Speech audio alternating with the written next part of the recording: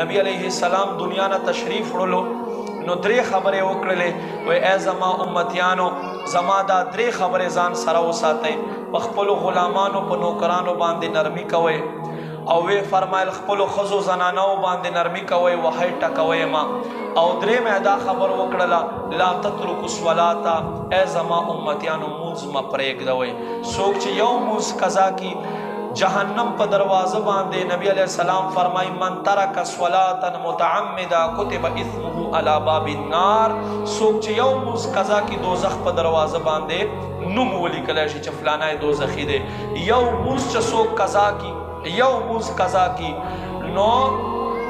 دا سړی به 80,000 کاله په دوزخ کې سوځېږي. دقسې کتابونه لیکي چې یو سړي ځوانې خور ته هډه ټیکو شو، مړه شوه، خخیا کړه، چې خخیا کړه د وکتل دنه فرس ور پرېوتی دی، بیا راغی چې اوس مې تازه خخه کړه دا فرس خو دې ترې وباسم، نو چې څنګه د قبر خخ ته اوچتوله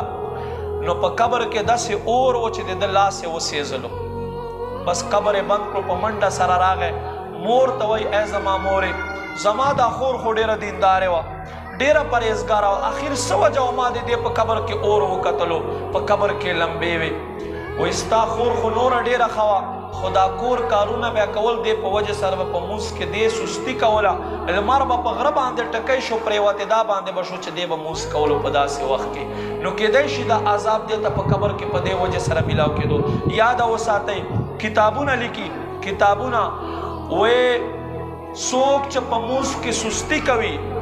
مونځ پرېښودل خو یو کتاب کې نشته، څوک چې په مونځ کې سستی کوي